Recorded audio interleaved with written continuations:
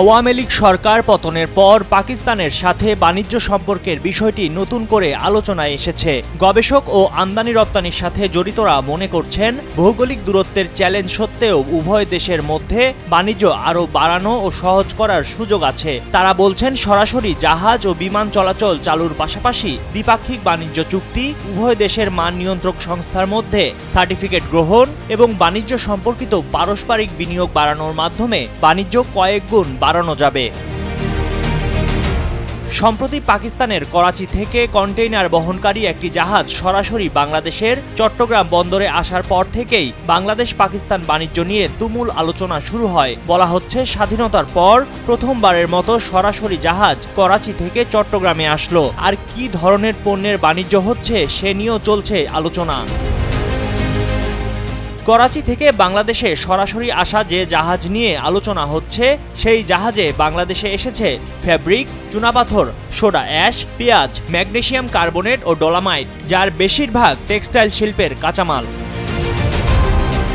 পাকিস্তান পররাষ্ট্র মন্ত্রণালয়ের ওয়েবসাইটে দেওয়া তথ্য অনুযায়ী 2023 সালে পাকিস্তান বাংলাদেশে প্রায় 65 কোটি ডলারের পণ্য রপ্তানি করেছে। এর মধ্যে রপ্তানিমুখী শিল্পের কাঁচামাল ও প্রস্তুতকৃত চামড়া ছিল প্রায় 79%। বিপরীতে বাংলাদেশ থেকে পাকিস্তানে যে পরিমাণ পণ্য রপ্তানি হয়েছে তার মূল্য ছিল 6 কোটি ডলারের সামান্য বেশি। মূলত কাঁচা পাট, ওষুধ, হাইড্রোজেন পার অক্সাইড, চা ও তৈরি পোশাক রপ্তানি করেছিল বাংলাদেশ।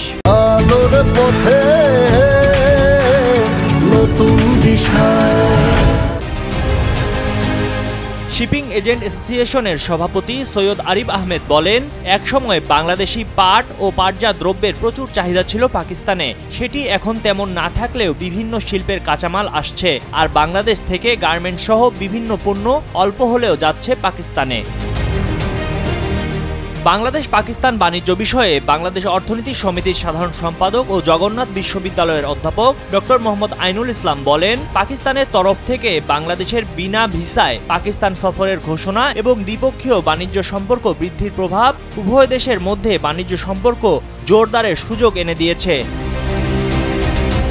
ডক্টর আইনুল ইসলাম বলেন, বাংলাদেশ থেকে কৃষিপণ্য, গার্মেন্ট, মেডিসিন, লেদার এসব ক্ষেত্রে পাকিস্তানে রপ্তানি বাড়ানোর সম্ভাবনা বেশি। অন্যদিকে পাকিস্তানের সিলিং ফ্যান, ফ্রুটস জুস, মেয়েদের ড্রেস বাংলাদেশের জনপ্রিয়। কস্ট বেনিফিট পর্যালোচনা করে আমদানি রপ্তানি পণ্য ঠিক করা হলে উভয় দেশই লাভবান হবে।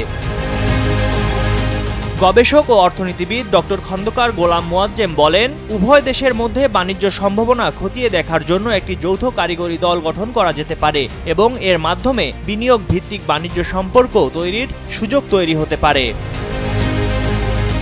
ময়ূখ ইসলাম, কালের কণ্ঠ।